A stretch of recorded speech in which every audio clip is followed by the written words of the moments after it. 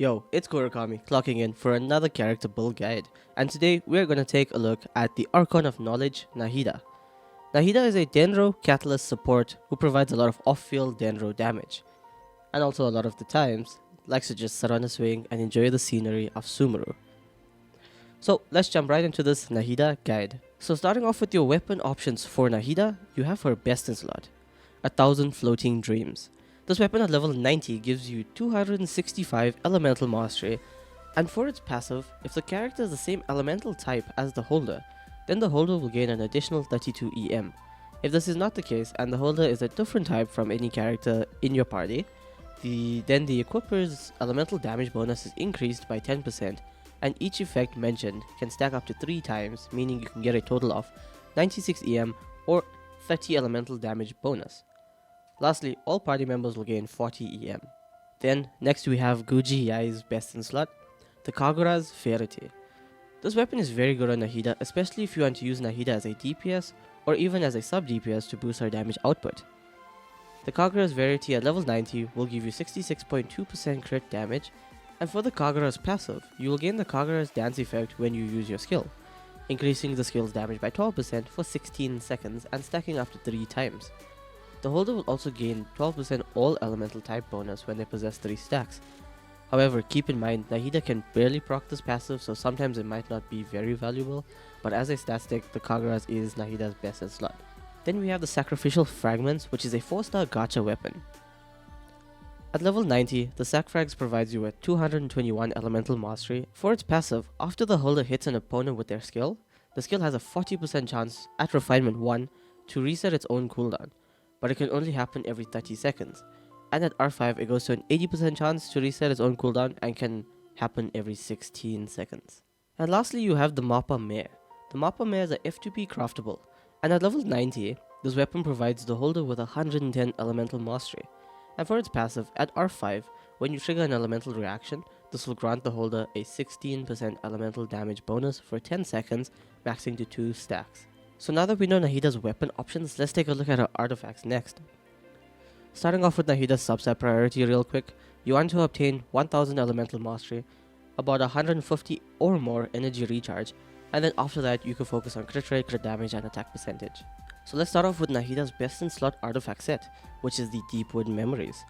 The 2-piece increases the holder's Dendro damage bonus by 15%. The 4-piece is, after an elemental skill or burst hits an opponent, the target's Dendro resistance is decreased by 30% for 8 seconds, and this effect can even be triggered even when the holder is off-field. And then next up, we have Gilded Dreams. The 2-piece of Gilded Dreams will increase the holder's elemental mastery by 80. The 4-piece is, within 8 seconds of triggering an elemental reaction, the character holding this set will obtain buffs based on the elemental type of other party members.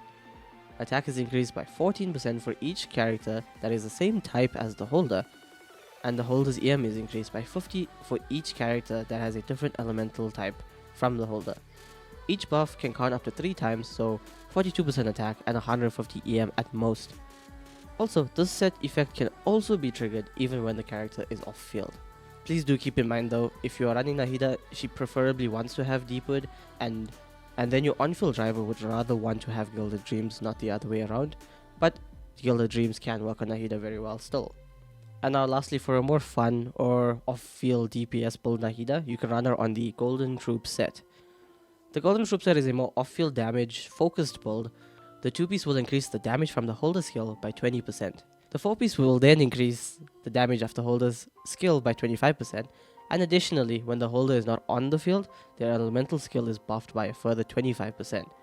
But the buffs will be cleared after 2 seconds of the character being on field. So next up, let's dive right into Nahida's talents. For Nahida's talent priority, focus on her ultimate into her skill into her normal attack. Her normal attack isn't as valuable unless you are playing her on field. So let's take a look at her ultimate first. The Illusory Heart buffs your teammates based on their elemental type. As you can see here, for 1 Pyro, it will increase Nahida's damage bonus at level 10 by 26.8%.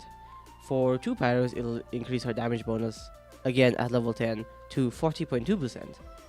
For Electro characters, Nahida's off-field Dendro damage proc will be reduced by 0.5 seconds for 1 Electro and 0.67 seconds for 2 Electros at level 10. And lastly, for Hydros, for 1 Hydro character, Nahida will extend the duration of her own ultimate by 6 seconds.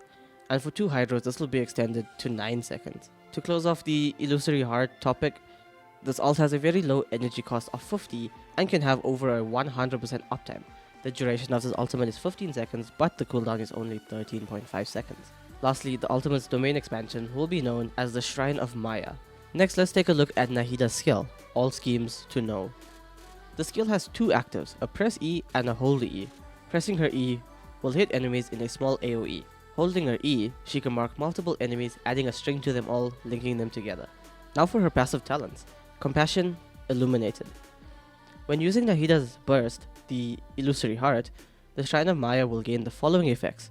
The EM of the active character inside of the Shrine of Maya field will be increased by 25% of the character with the highest amount of EM on the team, and you can gain a maximum of 250 EM this way. For the next passive, this will be Awakening Elucidated. For each point of EM Nahida possesses past 200 EM, Nahida will gain 0.1% bonus damage and 0.03% crit rate to the Tri-Karma Purification from her skill, and a maximum of 80% damage bonus and 24 crit rate can be gained from this passive talent. And for the last passive talent, on All Things Meditated, Nahida can use her skill to pick up harvestable items, and also Nahida can read minds of most NPCs. Thanks so much for checking out this Nahida build guide. Stay tuned for a Nahida teams guide and an Abyss run with my personal favorite Nahida team. If you enjoyed this video and found it helpful, please leave a like, give me a comment of what you think about Nahida, and don't forget to subscribe, and we will catch up in the House of Dana.